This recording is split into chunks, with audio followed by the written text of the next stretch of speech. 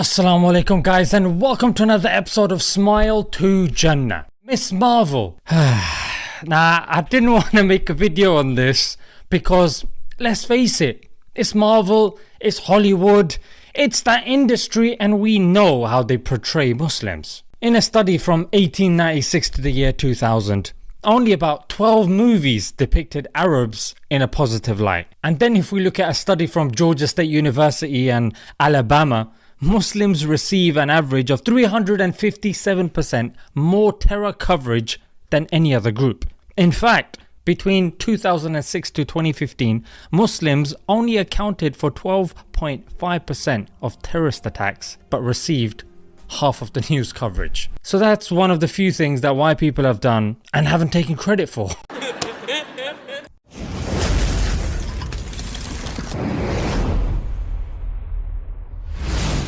Coming back to Miss Marvel, I didn't have many expectations, but I was still let down. Look, let me break this down, yeah? So Miss Marvel, the trailer came out, but the comic books have been around for some time. The movie's gonna come out, God knows, in a couple of months, yeah? Here's a breakdown, yeah? She comes from strict religious parents. Okay, look at the father.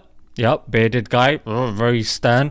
And there you can see the brother, also with a beard. Yes, doesn't look very happy, does he? Nope, it's the typical angry, bearded, religious bloke stereotype. She's got this obsession for pigs. Yeah, look, here she's drawing them in a book.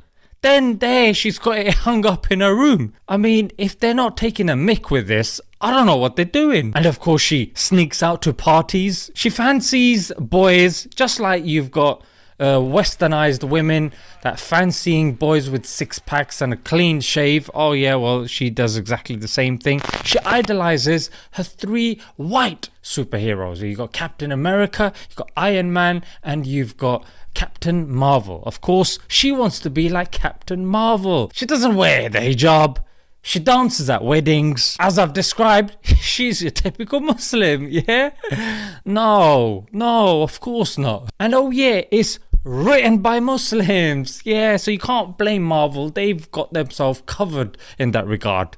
They just wouldn't accept a script that obviously is not in line with their values and their ethos, obviously, but on paper, yeah, one of them wears a hijab and the other one, God knows what's going on there, mate. Now you might be thinking, look, we're living in the 21st century, mate. This is reality. This is what the kids are doing nowadays. Okay, then if we want to represent the races properly, then why don't we represent the whites properly then? Yeah, why don't we get a superhero who grows up as an illegitimate child with their parents eventually splitting up, them losing identity over which gender they are, sneaking to the fridge when dad falls asleep and drinking his beer, being addicted to pornography and possibly even becoming a paedophile. I mean, if you want to represent people the way they are in the 21st century, then that's how you should do it. But they don't. Captain America is not the colonizing fat bloke that we typically see in America. Obesity, mate. Colonization, that's what America's known for. Captain America's a six-pack chiseled guy who's all about compassion and who knows his limits. What? That's not Captain America. That's like Captain Indonesia. Then we've got a rich guy who's Iron Man. No, they don't mention about him having offshore accounts through which he funnels his money, evades paying tax. He has bigoted views on minorities, and he spends most of his time lobbying governments, paying for strippers, and dying alone. Lol. I mean, that's the real representation of a rich white guy that works in your stocks and shares or whatever. Kind of redefining yourself, finding who you are based on your own terms and not listening to other people's definitions of the labels and categories that you belong to. You know exactly what she's trying to say. Religion.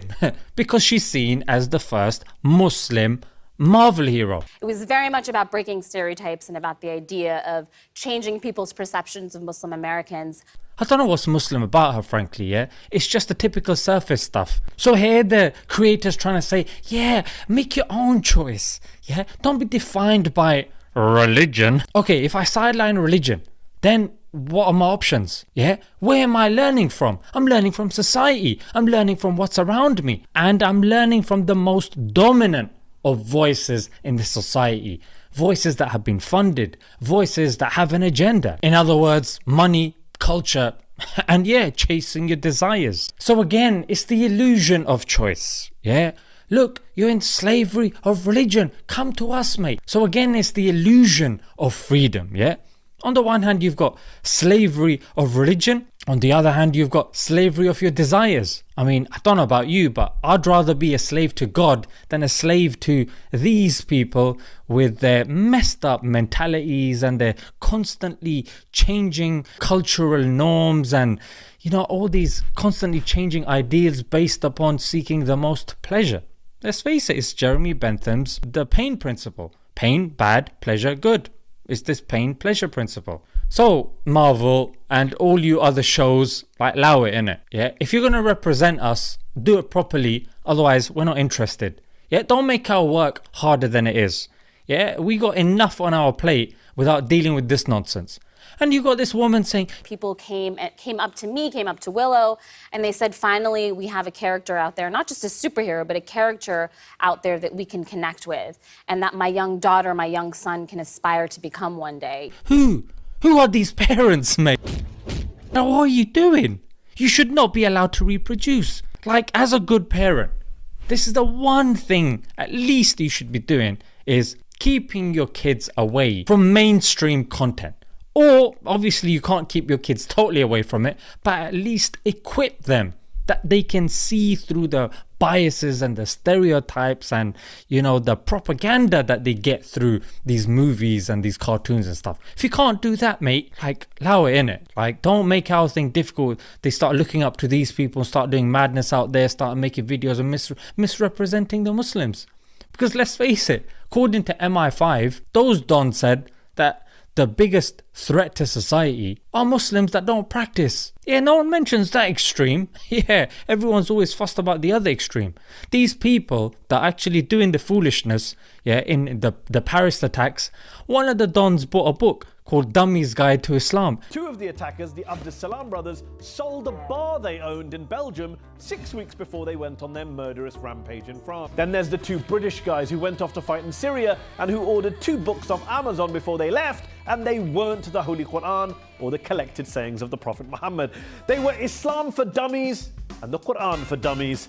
The Donny didn't even know about Islam, mate. He sold his bar and then went to Paris and did some madness there. Flipping heck, mate. Give me a break. Alright guys, let's leave it there. Until next time. Assalamu alaikum.